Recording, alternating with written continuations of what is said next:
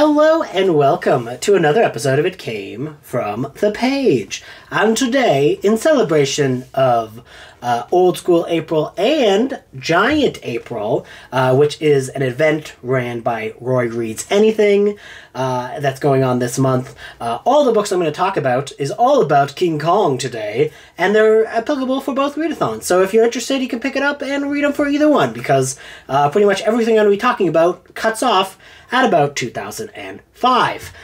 For reasons. So during Garb August, I did a little video on novelizations and a primer about novelizations, and in that I briefly talked about the novelization for King Kong, but let's just start, before we get to the novelizations, let's start with some myth busting. These are common myths about King Kong that you continuously see all around. The first one is there is this myth that the Japanese version of King Kong vs. Godzilla from 1962 has two endings. That is not true.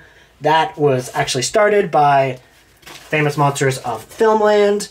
Forrest J. Ackerman wrote, this is not the issue that it was in, this is just my one copy of Old School Famous Monsters of Filmland. Forrest J. Ackerman was very much like Marion C. Cooper, the director of King Kong, a consummate showman. And he wrote very fun magazines for children, monster magazines for children. They were not very accurate in terms of their information, especially when they're covering Japanese cinema, because during the time period it was a lot less simple to just kind of go and try to talk to Japanese sources. So there was this rumor that was started in Famous Monsters of Filmland that there are two endings, one where Godzilla wins, that was shown in Japan, and one where King Kong wins, which is the one that you see more in American circles. And if you do not believe me, because this is a long-running myth, the actual Japanese version is available now in United States. In the bonus features of the Criterion one, they have the Japanese edition of King Kong vs. Godzilla. Now, it is a frickin' a Laserdisc print. It's not a very good looking print, but it does exist. It is easy to find now. And it's on disc number 8, if you don't believe me. If you have this collection, go to disc number 8, watch the Japanese version of King Kong vs. Godzilla. It is the superior version anyways, because there is a big comedic bent to it. It's kind of very much hamming it up and making fun of the idea that there's a King Kong vs. Godzilla. But go here, watch the very last minutes of the movie on this Criterion version that was released, and you will see that there is no second ending for King Kong vs. Godzilla. There was only one. King Kong and Godzilla, they fall off the mountain into the water, and King Kong gets up. That's the ending. There's no other ones. Now that is one that you still get seen propagated today. People today even. Like, I picked up one of those like Uncle John bathroom readers, or a book of that ilk, and they mentioned that in that, and I was like, well, that's not true. So that doesn't exist. Two, the other one that is a big one, this one might be a little bit controversial. There's not really a definitive way to bust this myth, but this is about whether or not the spider pit sequence from King Kong, the original King Kong, was even filmed. Now, there have been multiple reports trying to say, like, oh, it was filmed and then it was deleted. Oh, it was filmed and put into a few early release screenings of King Kong. That for sure is not true. No one alive today has seen the King Kong spider pit sequence. In fact, it probably wasn't even filmed. On a recent episode of a podcast called Kaiju Transmissions, they interviewed the author Ray Morton, who wrote this amazing King Kong book, which is the history of a movie icon, from Fay Wray to Peter Jackson. Obviously, this cuts off at the Peter Jackson movie because it was written in expectation of that movie being released. But he went through the original filming notes and documentations, and there is no proof that scene was even filmed. Another offshoot of that myth is that the models from the spider pit sequence were later reused in the Black Scorpion from the 50s. This is also almost certainly false. There was an article written by Kyle Bird, who's actually the one of the co-hosts of Kaiju Transmissions that went to interview a number of people who were involved in the special effects industry and building models and understood how models were built throughout different time periods. And there are methods of animation and there are methods of movement that are pretty much definitively prove that those weird creatures in the Black Scorpion are not holdovers from the original King Kong. But now we get to the film King Kong. So King Kong is a film I love dearly. It's very much, it's definitely of its time. It's from the 30s, and there has been a lot of very interesting readings on the film, and there are definitely some problematic elements, to say the least. It is very much a 30s film, and things like racism, colonialism, all the isms, sexism, all of them have their place in the film. I personally have always read King Kong as about a film about respecting nature and what happens when we take creatures out of their own environment and they sadly pass away. A big inspiration for King Kong, before King Kong was written, Marion C. Cooper came across an article about a series of Komodo dragons who were taken out of their habitat and put into a zoo, and they died at the zoo. And that was kind of one of the many building blocks for the original King Kong. So that's kind of how I've always read the film. All those other problematic elements definitely do still exist. It is a film of its time, but it's also a spectacle and is a film that's close and dear to my heart. So for novelizations, there is the Delos W. Lovelace one. This is one of the reprints from the 70s that features the Frank Frazetta artwork on both the front and back covers. I love this artwork. Frank Frazetta is an awesome author of the time, so I love this. So he was not doing the originals because this is from the 70s. So the original artwork was not this. But there was a lot to talk about as to whether or not Edgar Wallace had much to do with King Kong. He died before the film really even filmed. But he was such a fast writer, there might have been a very early script written by him, or maybe half the script. He definitely did not do anything for the novelization. So he did not have anything to do with the novelization. But he might have had something to do with the actual script writing process. So that is that. And when that came out, there was also a few other versions of this novelization. So this was the only one that was a full novel, but it was released and recapped in a novella format for Mystery Magazine and also for Cinema Weekly. And that was written by Draycott M. Dell. He did a kind of like a novella format, and put that into an issue of Cinema Weekly, which was a magazine at the time, and that was released on October 28th, 1933. And this one was actually kind of thought lost for a very long time. This is not one that people bring up or even talk about, and it's only because it was kind of archived by Peter Haining when he was putting together the Movie Monsters novel here.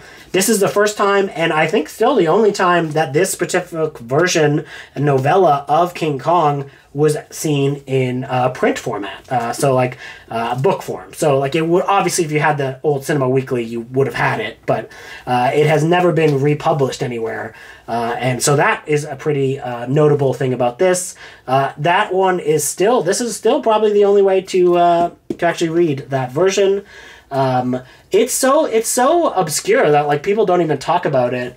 The other version, the much more famous version, is from Mystery Magazine. So there was one draft of the script by Edgar Wallace, but the novelization he did not have anything to do with, so apologies. Just want to correct that, because as I was looking through this book to show you the next thing I'm going to talk about, there literally was a copy of the Edgar Wallace script in there, the first draft. So yes, there is one draft, of the script of King Kong that was written by Edgar Wallace. Now, the thing about that is the only reason King Kong is a memorable film, in my opinion, is because of Ruth Rose, which is the person who did the final draft of King Kong. I think her dialogue, especially if you've read any of the other drafts, is so far superior. And even if you read the novelizations, you really see that she is the reason why King Kong is a iconic film that will exist for as long as people talk about cinema. That's because of Ruth Rose. Now, Edgar Wallace definitely added a few things in that first draft script, and his contributions are important, but I think he's not the most important person in that script writing by any means. But yes, so there was the Mystery Magazine version that was a recap of the movie that was published in Mystery Magazine. Now, this version was actually reprinted in Famous Monsters of Filmland. However, it was it was altered a bit. They added some stuff because the Mystery Magazine version has no dinosaurs.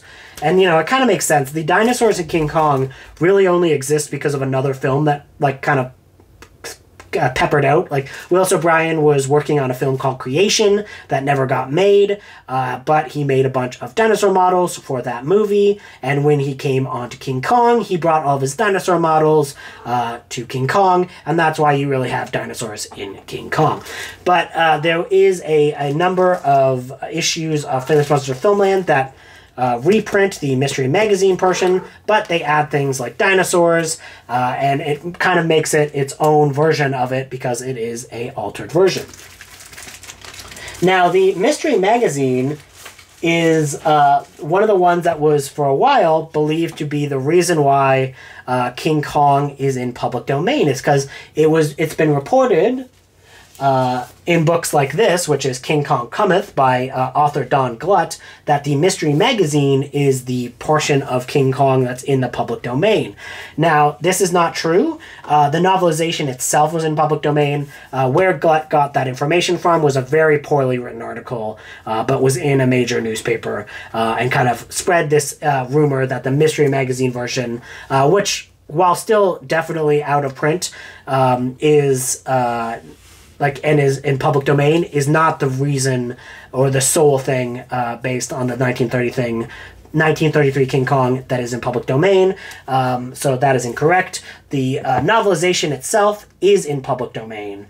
And if you read the novelization, you will find little differences and little alterations, like the essence of the Wanderer versus the Venture for the name of the ship, and a bunch of other little changes here or there.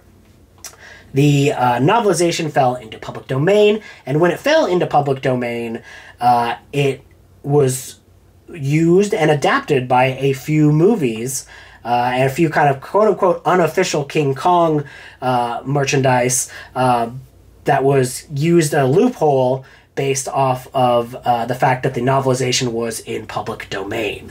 So that's why if you're watching even Kong Skull Island, so Kong Skull Island, one of the newer King Kong films, if you notice when there is a shout out to the original ship, it's the Wanderer. So when they go around and they're looking at the ship, it's the Wanderer that you see, not the Venture like it is in the original King Kong. So that is just a little weird little tangent there. And the only reason that the novelization being public domain is even a thing is because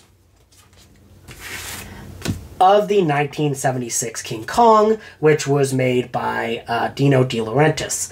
So, when King Kong was first being proposed to be remade, there was this big uproar because there was this idea that Universal and Dino De Laurentiis went to the people who owned King Kong at the time.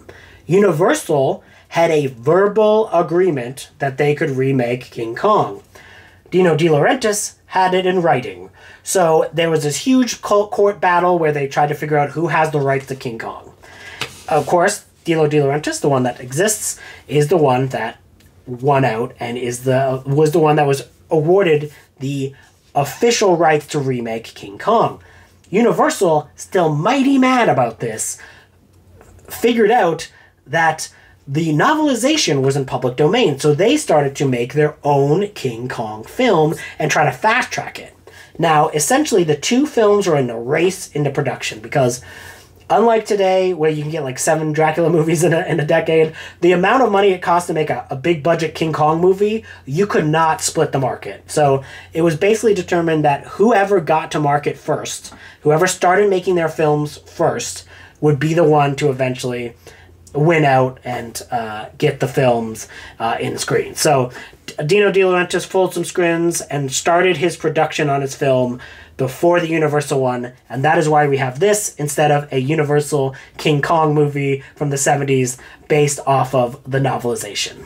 So now, while the novelization is in public domain, you cannot just reprint it. You need to have permission from the Merian C. Cooper for estate because they own the publishing rights. So you can, read or adapt that novelization free of charge. But if you're doing anything in print, you need to have the permission of the estate of Merian C. Cooper. So they own the publishing rights. It's why you don't see a bajillion public domain King Kong novels everywhere. It's the reason why they're not like to the stage of Dracula or Frankenstein, because believe me, if it was just public domain, that novelization would probably be like at the same level of oversaturation that you get with those various adaptions. Those various releases of like Dracula and Frankenstein. Not that the novelization is up to either of those standards, but I just mean it's a big name. It would definitely sell a lot of copies, but you have to get permission and pay out the Merian C. Cooper estate to do that. Now, we are not at the end of novelizations of King Kong 1933 because there was a novel written in the... So this is a novel written in... I just want to make sure I have the dates right here.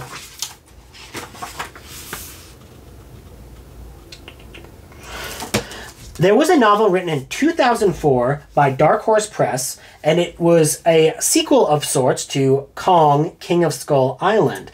Now this started the Joe DeVito thing that's still going on today of the Joe DeVito King Kong series. This particular book actually was pretty much adapted for a video game that came out this year and that has terrible reviews. So the video game was not very good and was not very highly sought after, but it's almost directly an adaptation of this book. This book is both a prequel and a sequel to King Kong, where you kind of find out a little bit about young Kong, and then you also have these elements of meeting up with Carl Denham after the events of the original King Kong, and you kind of have a lot of really interesting artwork and some really cool set pieces in this. But because this was made in 2004, when there was the Peter Jackson movie that came out, it kind of got everyone back into the realm of Kongsploitation. Kongsploitation is exploitation films that use a King Kong-esque element of say a giant ape, but they do it without it being officially King Kong. So that's Kongsploitation. So everyone was getting all in on King Kong. And when they were doing that, one of the things that happened is that there was a new, updated, revised edition of the novelization of the 1933 film, written by Joe DeVito and Brad Strickland. So that is another novelization of that original King Kong film. Now, there are a lot of other King Kong novelizations because, yes, in 2005, there were actually 2 King Kong novelizations because the original came back out in a rewritten format by of that Joe DeVito universe. And also, the Peter Jackson film was novelized by Christopher Golden. Not only was the Peter Jackson film novelized by Peter Golding, it had a prequel. Because that's what Peter Jackson's King Kong really needed. More material to make it longer. No, it didn't. It didn't, but these two things exist. And then there was also a novelization for Kong Skull Island, which is the last just straight up only King Kong film that has been released.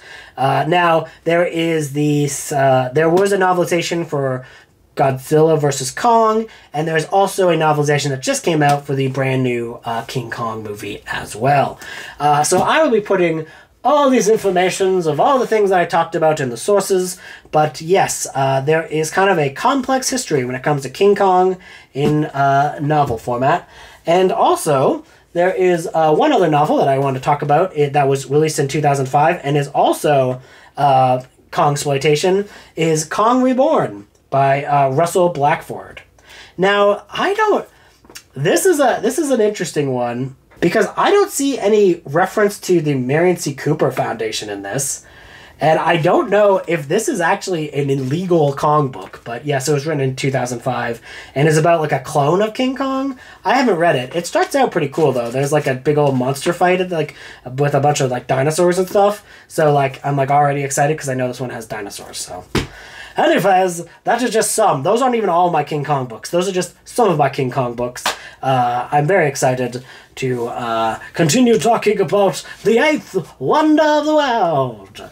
So I hope you enjoyed this video. And yes, I was not working off the script here, so if there's any inconsistencies or things that I'm wrong about, please let me know in the comments.